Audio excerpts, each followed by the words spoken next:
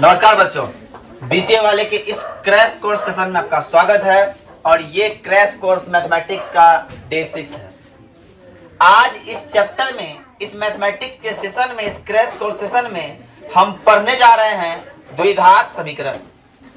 अब तक हमने वास्तविक संख्या, द्विघात बहुपद और दो चर वाले रैखिक समीकरण जो चैप्टर थे उनके सारे क्वेश्चन कर चुके हैं। अब तक मे बी ऐसा कोई क्वेश्चन छूटा होगा जो कि हम लोग सॉल्व नहीं किए हैं और सारे कॉन्सेप्ट क्लियर करते हुए आज का हमारा सेशन है द्विघात समीकरण। तो सर जो लोग द्विघात बहुपद पढ़े हैं उसके लिए द्विघात समीकरण इजी होगा, है ना। तो सब ध्यान समझिए कि द्विघात समीकरण होता क्या है। सर पहला बात, इसका भी द्विघात समीकरण होने के लिए ax square plus bx plus c होना जरूरी है। द्विघात समीकरण होने के लिए क्या होना चाहिए? ax square plus bx plus c और a 0 के बराबर नहीं होना चाहिए। मतलब ये कि स्क्वायर वाला कंपोनेंट चाहिए ही चाहिए।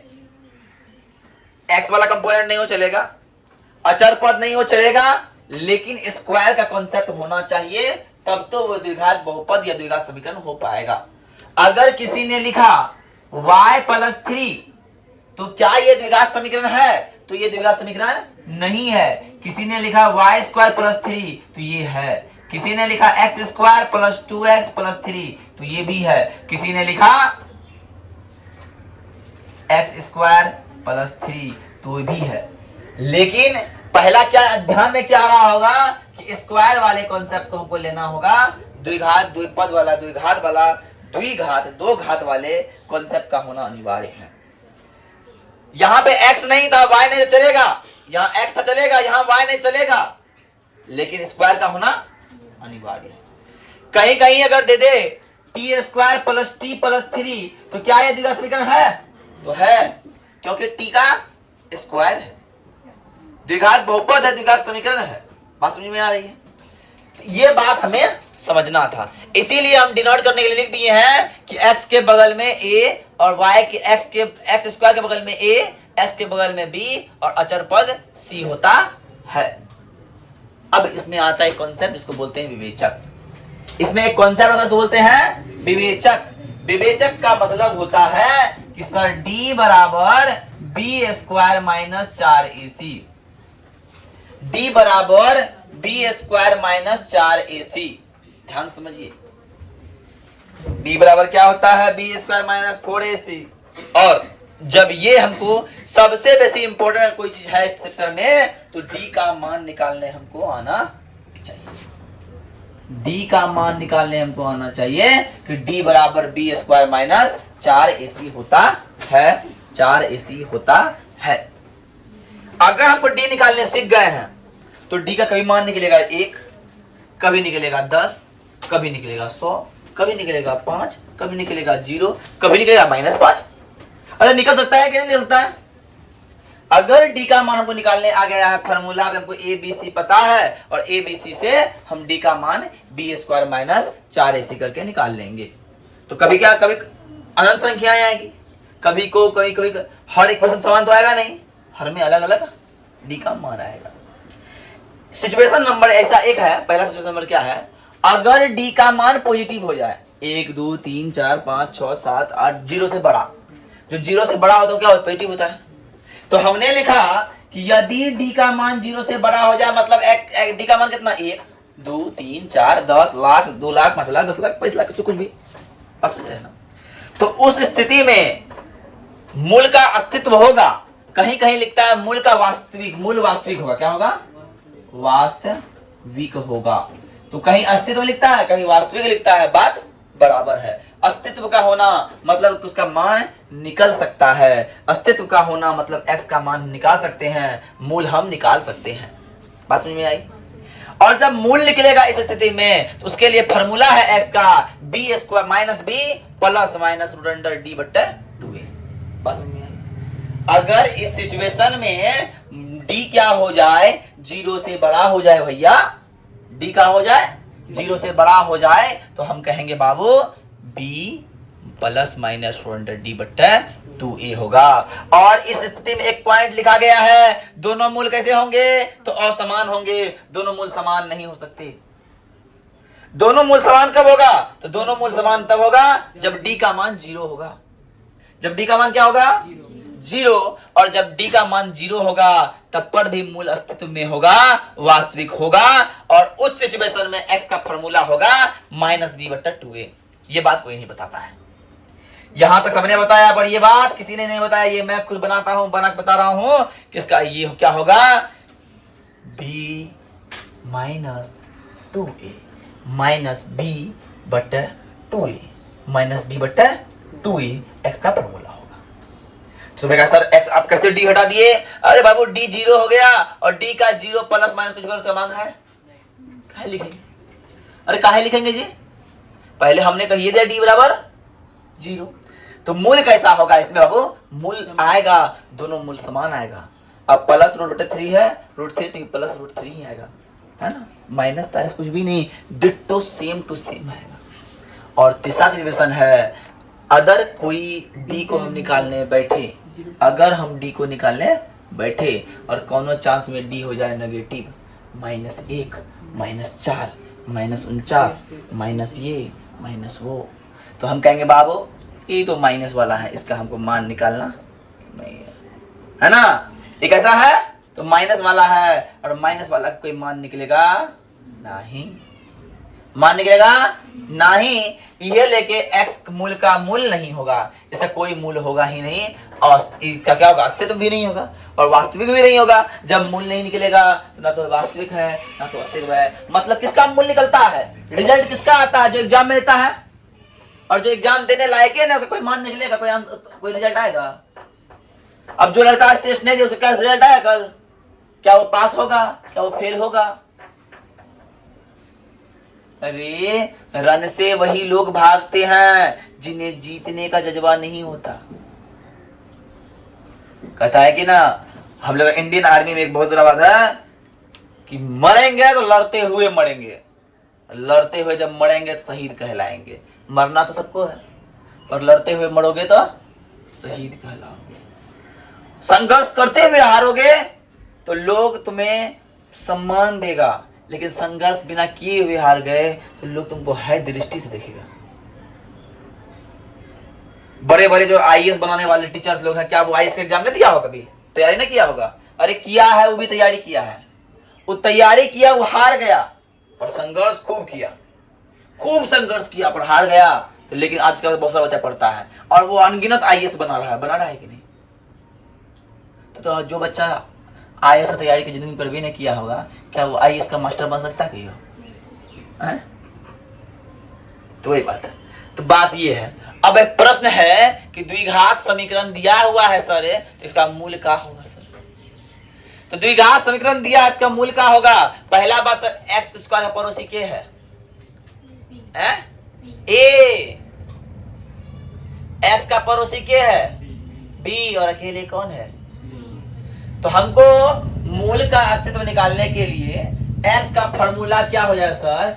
x का फॉर्मूला यहाँ हो जाएगा -b प्लस माइनस √d, और d का मान होता है b² - 4ac/2a।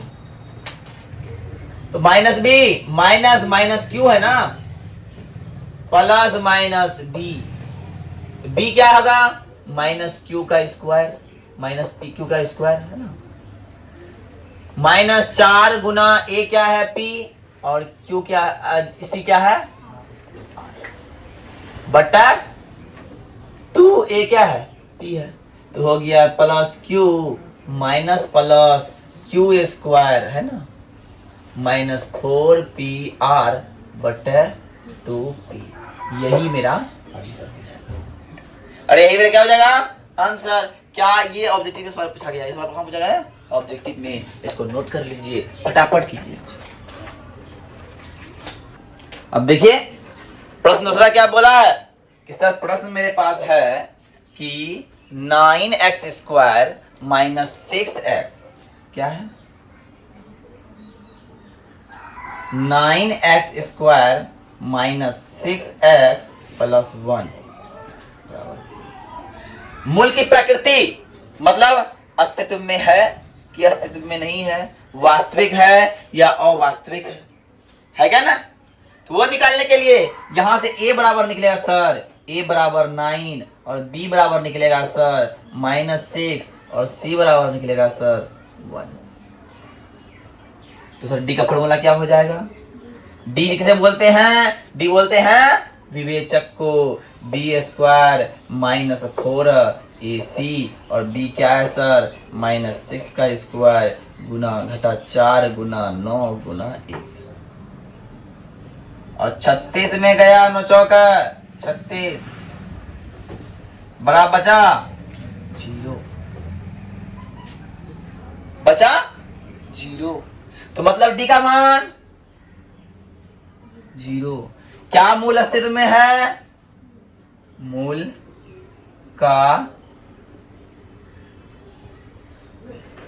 अस्तित्व है, अस्तित्व है या फिर वास्तविक है? अस्तित्व है या वास्तविक है? और जब अस्तित्व है वास्तविक है तो सर जानते हैं सर x निकालने के लिए मुझे सर आपने फॉर्मूला दिया है सर, बगल में ही फॉर्मूला लिख दिए हैं सर, बड़ा इजी फॉर्मूला लिखे हैं सर, क्या -b बट्टा। तो x का मान निकला माइनस b क्या है 6 बट्टा 2 गुना a क्या है। अरे ये है सर, तो माइनस पहले बात तो ये हो गया 3 और 3 दिए, तो x का मान निकला 1/3 और 1/3। तो सर आप बोले एक प्रश्न मन में आया होगा कि सर आपने तो बस एक को मान लिया, 2 काहे लिखे? काहे कि यहाँ पे घातांक कितना है 2।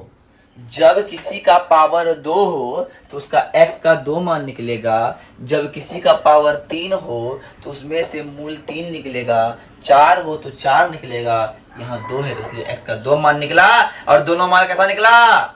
समान निकला। ये वाला कॉन्सेप्ट समझ में आना चाहिए।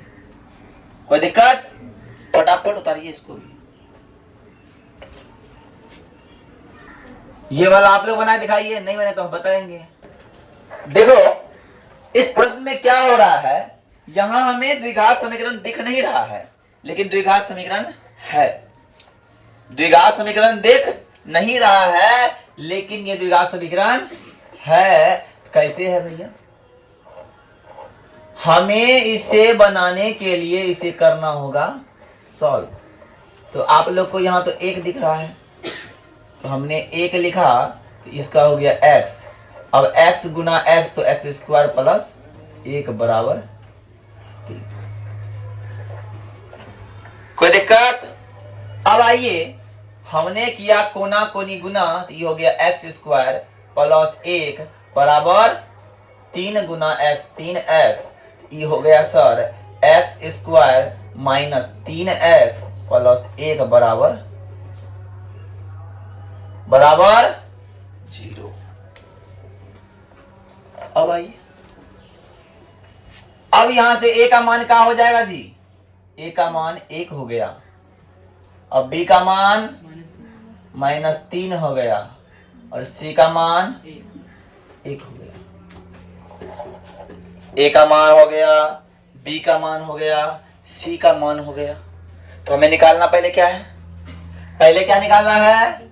d निकालना है, विवेचक बोलते हैं। तो b स्क्वायर -4ac है ना, तो -3 का स्क्वायर -4 गुना 1 गुना 1, 3 3 9 गुने घटे 4 बराबर 5। तो d बराबर 5 मतलब 0 से बड़ा। जब d बराबर 5 निकला तो d बड़ा है 0 से। मूल कैसा होगा? वास्तविक होगा। मूल कैसा होगा? मूल वास्तविक है। फॉर्मूला कौन लेगा एक्सप्रेस में? इसमें ये वाला फॉर्मूला क्या लगेगा? कहे कि वास्तविक है पर 0 नहीं हुआ है तो नीचे वाला फॉर्मूला हम नहीं लगा सकते, नहीं लगा सकते है ना रे?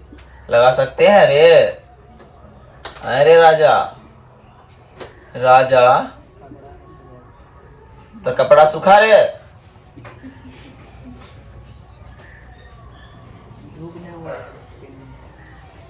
अरे राजा कपड़ा सुखा के नहीं, तुम लोग पूछ लो उससे एक बार।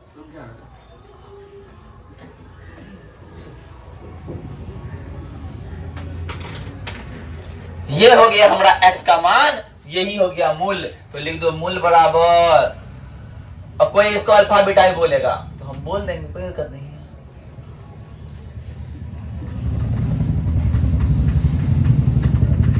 देखो दोनों मूल समान है? नहीं है, ये प्लस में है, ये माइनस में, दोनों कैसा है? और समान हुआ। और समान हुआ ना? काहे और समान हुआ? काहे कि यार डी का मान क्या निकला सर? 5 0 से बड़ा। ये लेके मूल क्या हो गया? पहला वाला नियम को दोनों मूल असमान होंगे, उतार लीजिए। अब देखिए ऊपर वाला सवाल, अब अभी तक हमने बनाया नहीं कि बना लिए, सेम टू सेम नीचे वाला भी है। करना क्या होगा इसके लिए? इसके लिए करना ये होगा कि हमें लेना पड़ेगा x 1/x है ना, 1/x माइनस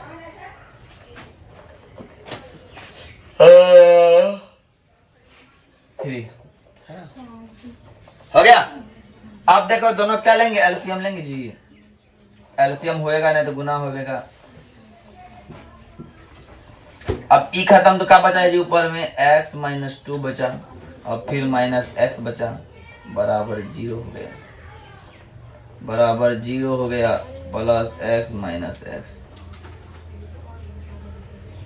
-2 बटा x स्क्वायर -2x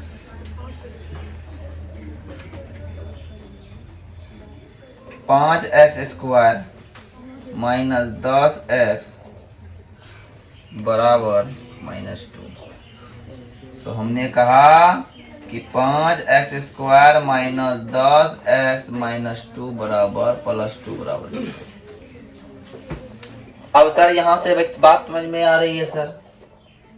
a का मान हो गया 5, b का मान हो गया -10 और c का मान हो गया 2। तो इस तरह बनाइए आप लोग। देखो यहाँ पे क्या था? 5 था, 3 था, हम 5 दे दिए मिस्टेक से, तब सब सही हो गया, ठीक है ना। अब देखिए यहाँ से क्या निकालेंगे? यहाँ से निकालेंगे सर d बराबर आता है sir b square -4ac। b क्या है? -6 का स्क्वायर है सर, -4 है सर, a 3 है सर, c 2 है सर। 36 हो गया, 4 तिया 12 दूना 24 हो गया सर। अब जब घटाएंगे कितना बचेगा जी? कितना बचा? 12 बचेगा। तो d का मान 12 आ गया, मतलब क्या? 0 से बड़ा होगा रे। तो मूल वास्तविक होगा या मूल अस्तित्व में है? वास्तविक है। तो x का फॉर्मूला क्या होगा? x का फॉर्मूला होगा, जानते हैं सर, -20 + -d बट्टा, तो -b तो -6 प्लस हो जाएगा √12 बट्टा 2 गुना 1 कितना है जी? 3। यही है ना? अरे यही है जी, प्लस माइनस √12। √12 को नहीं जो से रहता क्या तोड़ेंगे? 6। इसको लिखते हैं 6 प्लस √12 बट्टा 6 और 6 माइनस √12 बट्टा 6। आंसर ये भी निकल गया। और आगे आंसर और भी निकाल सकता है छेड़खानी करके। छेड़खानी वीडियो करना, अगर कोई छेड़खानी करना चाहता है कॉमन ले लो, 6 हो गया।